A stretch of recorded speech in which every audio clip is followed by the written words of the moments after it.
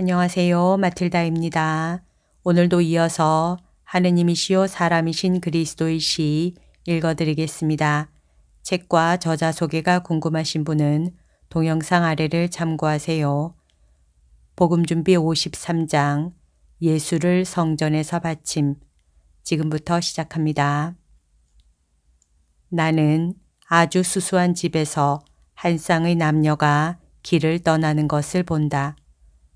바깥에 있는 작은 층계로 매우 나이 어린 어머니가 흰 베네옷을 입힌 아기를 안고 내려온다. 나는 알아본다. 우리 어머니이다. 얼굴이 희고 금발이고 날렵하며 모든 몸짓이 아주 얌전한 그분이다. 마리아는 흰옷을 입었고 그 위에 엷은 하늘색 겉옷으로 몸을 감쌌다. 머리에 흰 베일을 쓰고 아기를 매우 조심해서 안고 있다. 층계 밑에서는 요셉이 회색 나귀 곁에서 기다리고 있다. 요셉은 엷은 밤색 옷과 겉옷을 입었다. 그는 마리아를 쳐다보면서 빙그레 웃는다. 마리아가 나귀 가까이 오자 요셉은 고삐를 왼손으로 옮겨잡고 마리아를 안장에 더 잘 자리 잡게 하느라고 조용히 자고 있는 아기를 잠시 받아 안는다. 그런 다음 예수를 마리아에게 돌려주고 길을 떠난다. 요셉은 여전히 마리아 곁에서 나귀의 고삐를 잡고 걸으며 짐승이 비틀거리지 않고 똑바로 걸어가도록 살핀다. 마리아는 예수를 품에 안고 추위가 아기에게 해를 끼칠까 봐 두려워서 그 위로 겉옷 한 자락을 덮어준다. 두 부부는 별로 말이 없다. 그러나 자주 서로 미소를 보낸다. 모범적이라고는 할 수 없는 길을 계절이 계절이라 헐벗은 들판을 지나간다. 어떤 다른 길손이 두 부부와 만나기도 하고 마주치기도 하지만 그런 일은 드물다. 그러다가 집들이 나타나고 어떤 도시를 둘러싸고 있는 성벽이 나타난다. 두 부부는 어떤 성문으로 해서 들어가서 도시의 틈이 벌어진 포석이 깔린 길을 가기 시작한다. 걸음이 훨씬 더 어려워졌다. 그것은 왕래가 많기 때문에 나귀가 자꾸만 걸음을 멈추게 되기 때문이기도 하고 그들의 걸음을 멈추게 하는 돌과 벌어진 틈에서 나귀가 줄곧 흔들리는 바람에 마리아와 아기가 편안치 못하게 되기 때문이기도 하다. 길은 평평하지 못하고 조금씩이기는 하지만 오르막이다. 길은 높은 집들 사이에 좁게 뚫려 있는데 그 집들의 출입문들도 좁고 낮으며 거리 쪽으로 창문이 별로 나지 않았다.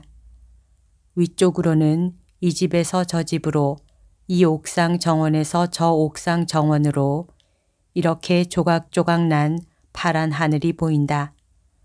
아래쪽 거리에는 고함을 지르고 엇갈리는 사람들, 걸어가거나 나귀를 타거나 짐 실은 나귀들을 몰고 가는 또 다른 사람들이 있고 거추장스러운 낙타떼 뒤를 따라가는 다른 사람들도 있다.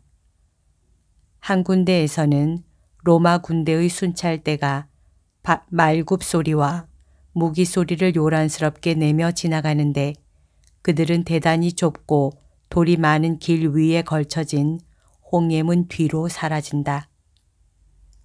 요셉은 왼쪽으로 돌아 더 넓고 더 아름다운 거리로 접어든다. 거리 저 안쪽에는 내가 이미 알고 있는 감시구가 뚫린 성벽이 보인다. 마리아는 나귀들과 의지간 비슷한 것이 있는 문 곁에서 나귀에서 내린다. 의지간이라고 말한 것은 헛간 또는 그보다도 지붕이 있는 의지간의 일종으로 밀집히 깔려있는 4발 가진 짐승들을 매놓기 위한 고리 달린 말뚝들이 있기 때문이다. 요셉은 달려온 총각에게 여물을 좀 사오라고 약간의 돈을 주고 나귀에게 주려고 한 구석에 있는 불완전한 우물에서 물 한 동이를 깃는다. 그런 다음 마리아에게로 다시 와서 두 사람은 성전 구내로 들어간다. 그들은 우선 이 다음에 예수께서 세계에 매질하신 그 사람들이 있는 회랑 쪽으로 간다. 그 사람들은 맷비둘기와 어린 양들을 파는 사람들과 환전상들이다. 요셉은 큰 비둘기 2마리를 산다. 돈은 바꾸지 않는다. 그가 필요한 것을 벌써 가지고 있다는 것을 알 수 있다. 요셉과 마리아는 모든 문이 그렇다고 할 수 있을 것처럼 8개의 단이 있는 층계로 올라가는 연문 쪽으로 간다. 이렇게 층계가 있기 때문에 입방채로 된 성전이 주위에 있는 땅 위에 들어 올려져 있는 것이다. 이 문 안에는 커다란 홀이 있는데 어떻게 생겼는지 짐작하게 하기 위하여 우리네 도시의 집, 큰 대문 안에 있는 홀과 같은데 더 넓고 장식이 더 잘 되어 있다고 말하겠다.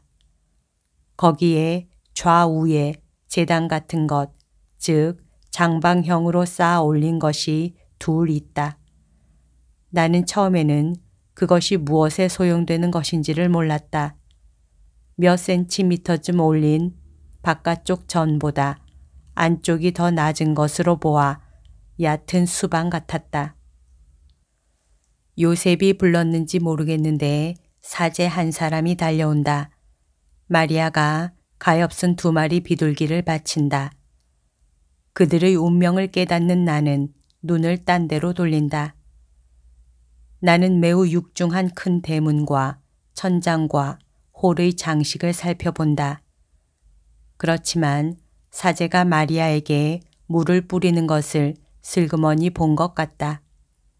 마리아의 옷에 얼룩이 지지 않는 것을 보면 그것은 틀림없이 물일 것이다. 그런 다음 비둘기와 동시에 돈을 조금 사제에게 주었던 마리아가 요셉과 함께 사제를 따라 엄밀한 의미의 성전으로 들어간다. 나는 사방을 둘러본다. 대단히 장식을 많이 한 곳이다. 종려의 가지들과 장식들과 함께 천사의 머리들을 조각한 것이 기둥과 벽과 천장에 쭉 달려있다. 햇빛은 벽에 비스듬히 설치한 길고 이상하며 좁은 유리 없는 창문으로 들어온다. 비스듬히 설치한 것은 소나기가 들이닥치는 것을 막기 위해서인 것으로 생각한다. 마리아는 어떤 장소에까지 들어가서는 발을 멈춘다. 마리아로부터 몇 미터 거리에는 또 다른 단이 몇 개 있고 그 위에는 일종의 제단이 또 있고 그 너머로 또 다른 구조물이 있다. 나는 성전 안에 들어와 있는 것으로 생각했었는데 오히려 엄밀한 의미의 성전, 즉 거룩한 곳, 또 그 너머로는 사제 이외에는 아무도 들어가지 못하게 되어 있는 것 같은 곳이 있는데 성전을 둘러싸고 있는 건물들 안에 있는 것임을 알아차린다. 그러니까 내가 성전이라고 생각한 것은 성막이 들어있는 성전을 세 쪽에서 둘러싸고 있는 담으로 막은 현관에 지나지 않는다. 내 생각을 썩 잘 설명하였는지는 모르겠다. 그러나 나는 건축가도 기사도 아니다. 마리아는 아기를 바친다. 아기는 그 순진한 작은 눈을 두리번거리며 난지 며칠밖에 안 되는 어린아이들과 같은 놀란 시선으로 사제를 본다.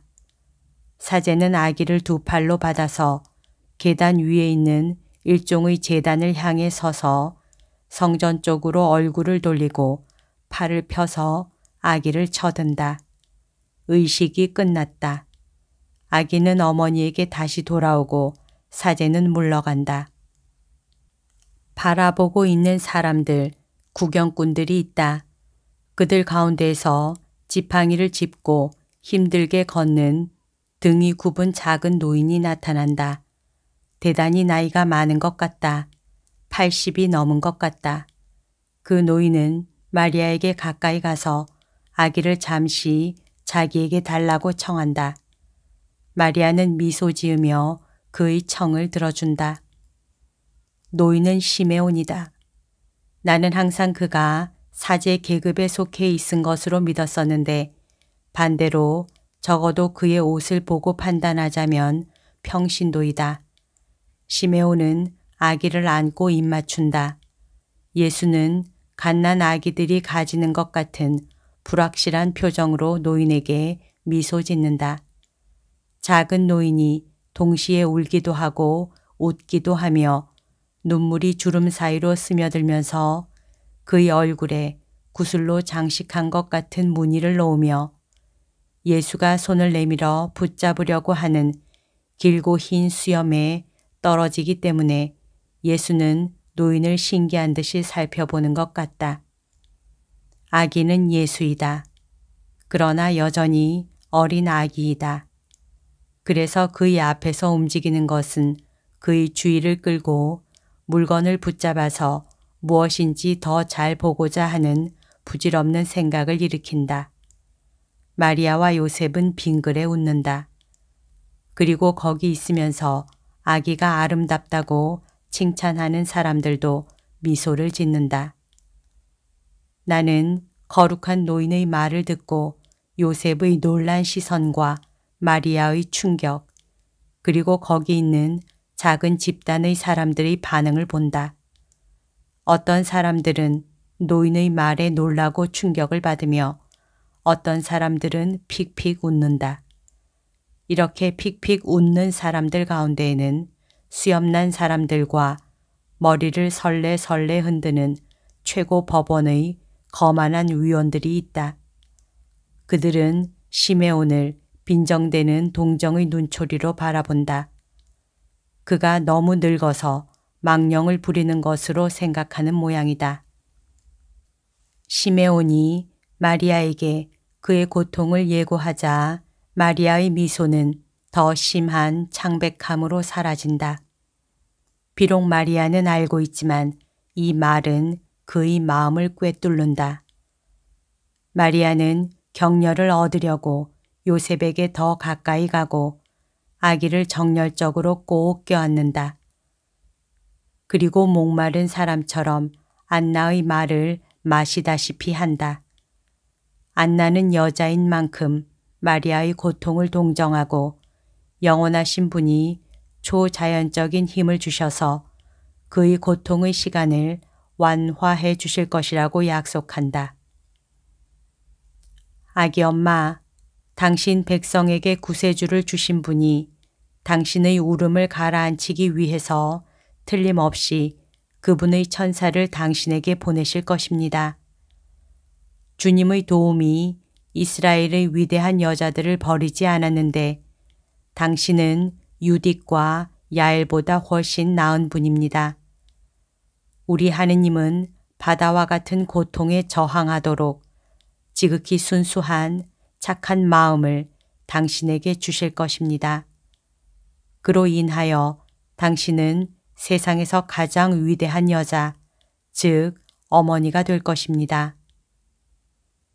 그리고 아가, 네가 전도할 때에 나를 기억해다오. 내게는 여기서 환상이 끝난다. 오늘 들려드릴 내용은 여기까지입니다. 오늘도 하느님의 뜻 안에서 서로 사랑하는 하루 보냅시다. 사랑합니다. 축복합니다.